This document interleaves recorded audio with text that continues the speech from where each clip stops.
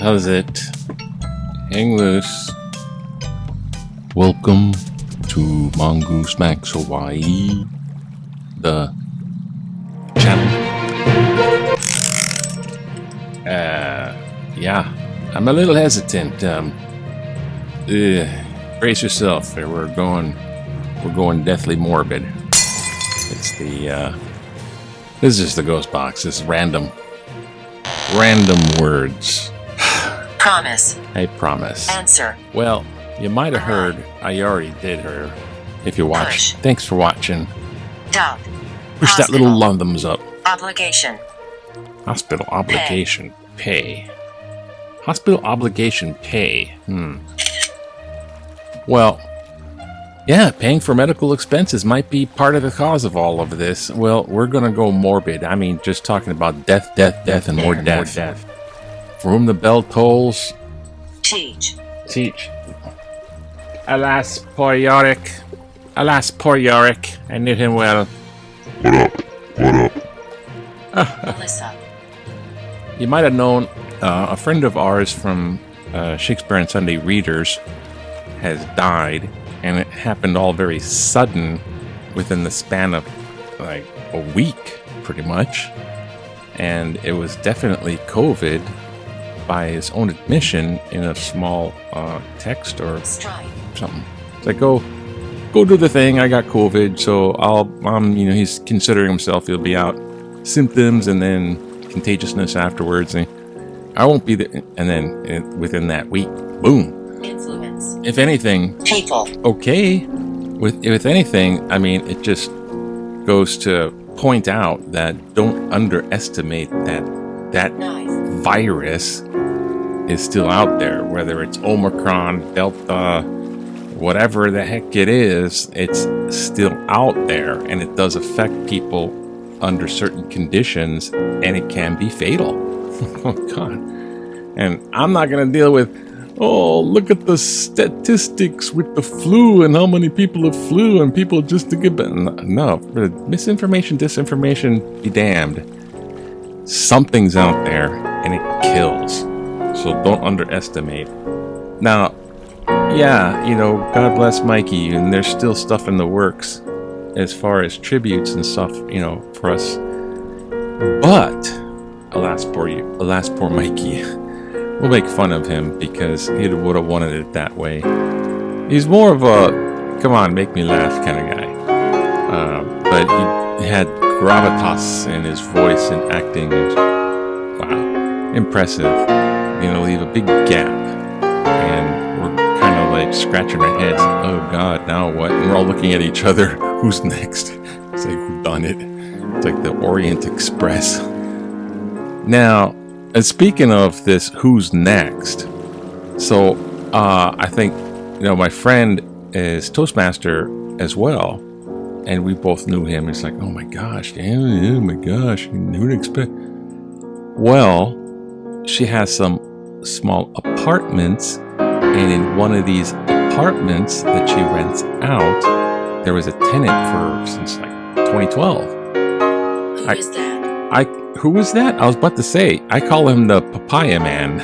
That's his nickname, Papaya Man, because Lonnie would pick some papayas, put them on the thing, and then he'd be like, oh, hey, thanks, You come by. When he came by, you get the papaya, eat the papaya, and then he was routine, lights on, lights off, and, laundry, hang it up, and but very quiet and very indoor dude, It's like, kind of like me with a bunch of stuff in your little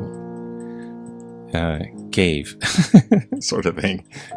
He didn't have any indication that he was being active. She would text, he would text back, like, oh, did you get the papayas? No, yeah, I did. Thank you, mahalo.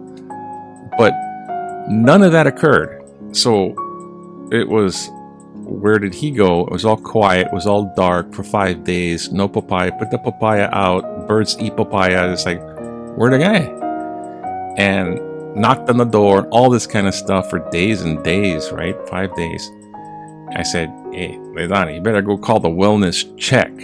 Because it might be, And it was. Papaya Man has passed away. Now, she knew him as just a really nice guy. She has a big heart, so... but it's just a guy. It's just like holed up in his room, and when he got sick or needed attention, he didn't get it. It's kind of a reoccurring theme. And the same with my friend who died early 2020, just before pandemic started to hit the mainland. And she had exposure outside. She had his long story. But dear Marguerite, dear Marguerite, oh, I pray for you. But she got some exposure, which made a respiratory thing, which eventually did damage to her heart, and she was resistant to get medical attention. It's like resistant to get a checkup or like get it checked out, early. But by the time it's too late, it's, the too late part is fatal. Right? Right. So, oh my gosh, I kind of wonder, this was before Marguerite passed in early February, and it was like March when COVID started to happen in the mainland. So, I don't know, raccoons walking around. I mean, that thing was spread. Animals too, spreading that shit. So,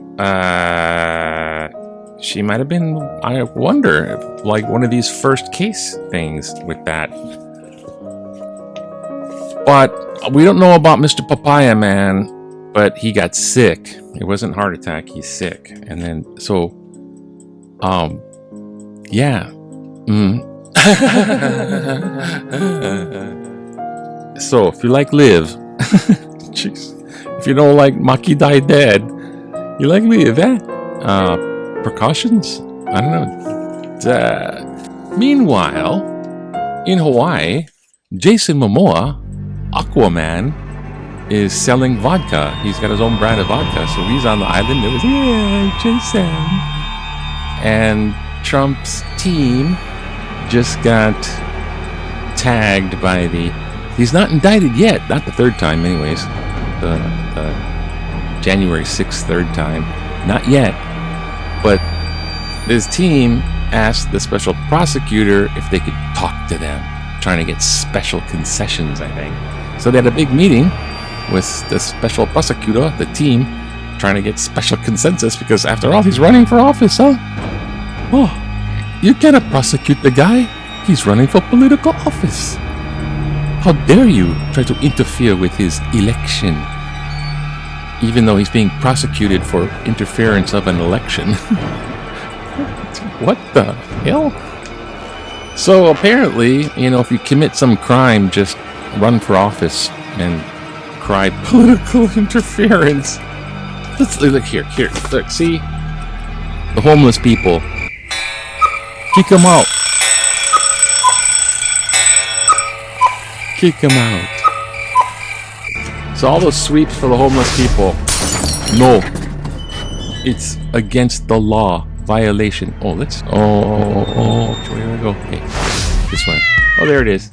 The ACLU is saying those homeless sweepers are... That's just unconstitutional. They just they take all their stuff and they put them in a dumpster and they say, get out of the sidewalk and the bus stops. Hey, they started aggressively panhandling and people are scared, and it's probably a health hazard too. I mean, they just poop and pee all over the place. I'm sort of... Prison. And prison. Yes, now we know where to put them. So homelessness is now a crime. No. It's a crime to evict them? No, so there's, I think this is just an erroneous... I mean, yeah, maybe it could be handled better, but it's a real problem. It's like, how do you deal with that? But I think saying that it's, against their rights or something. They don't have rights to, like, people don't have a right to camp in your your front yard, your backyard. Anyways, meanwhile, it is like, kind of summer. So you can save money on board rentals and just use your boyfriend as a surfboard. See, this like summer tips. Just because they're just learning how to. Oh, they're learning how to save lives. I thought they're learning how to surf. Kind of the same thing looking. Big area, Halava Valley, where this old stadium, the quote-unquote rust bucket, right? The old stadium. They haven't torn it down, but they're trying to make whatever a giant thing over there. They're trying to make a giant thing over there. That's what they're trying to do.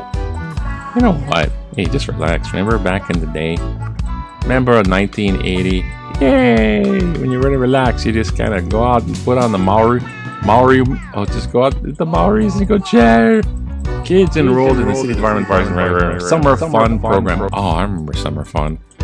Our theme for summer fun was Roadrunner. Roadrunner. Because they wanted to whip us into shape. So it was summer fun, wasn't it? Was weird. It's almost like going to camp, but it's like the giant playground yard of the elementary school. Track and field events. Okay. Okay. The QB Whisperer. QB Whisperer. What? He comes calling. He's the QB Whisperer. Oh, wait. Okay, now I got stuff all over the place now. Hey, what happened? This is the new quarterback for UH. Shagger. It's the Shagger, this Shagger bomb. And there's the QB Whisperer whispering in Shagger's ear. Just throw the ball. And everyone's like, we're trying to get into shape. Come on. Where's my soda? Nah, I hope they win. They're counting on winning teams. That's all it's all about. It's all about, hey, gotta be winning team. Oh, picture of Narcon. Hey, in case you're overdosing, order up the shot. Oh, speaking of bars, the political cartoon. Oh no, my ex just walked into the bar. They're trying to court the user in a bar? You got the, whatever used to be something, and then it used to be Twitter, and that used to be Facebook? I don't know.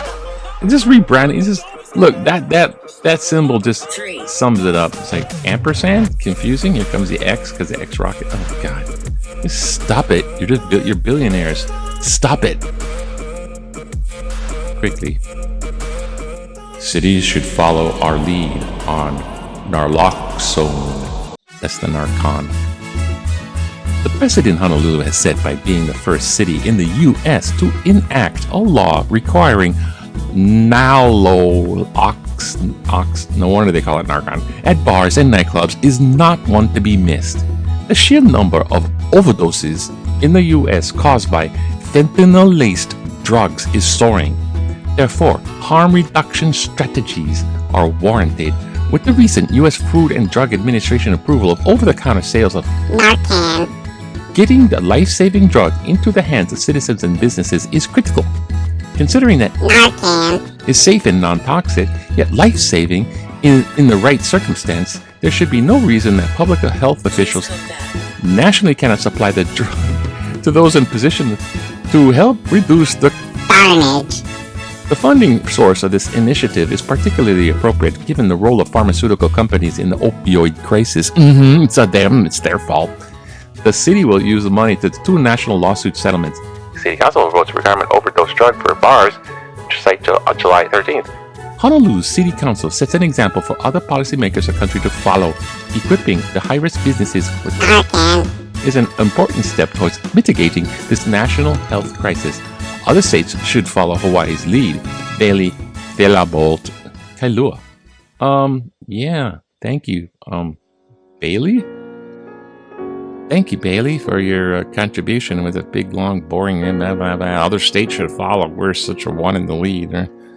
It's like, I mean, Narcan, whatever, as a backup in your first responder type of kit, But you got all kind of legal ramification. What is it? Who's the bartender gonna put that on? Who's gonna do that? It's like CPR. It's like, well, you gotta get sued and stuff.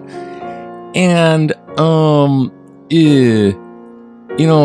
the thing is, who the hell is doing the opioid stuff? I mean, what are we talking? We're talking fentanyl? We're talking, don't do the drug. It's deadly. There's no way you can make, okay, there's like 1 grain of salt or 2 grain of salt or 1 grain of salt. Difference between life and death. 1 grain of salt, 2 grain of salt. I don't know. Just stick it in my drink. It's like, stop doing heroin in a very concentrated form. This is like, that's what fentanyl is. It's just super duper heroin or something. Oh, let them do the super duper heroin. It's the fault of the pharmaceutical people. They want the money. Idiotic. Exactly. Anyways, have a happy whatever day it is. Oh, what is it? Thursday. Oh yeah. It's gonna be raining. Rain. So much. It's humid. That's why. So watch out. Death everywhere. It's like the Pharaoh thing. They're all gonna die. Aloha to you. Aloha.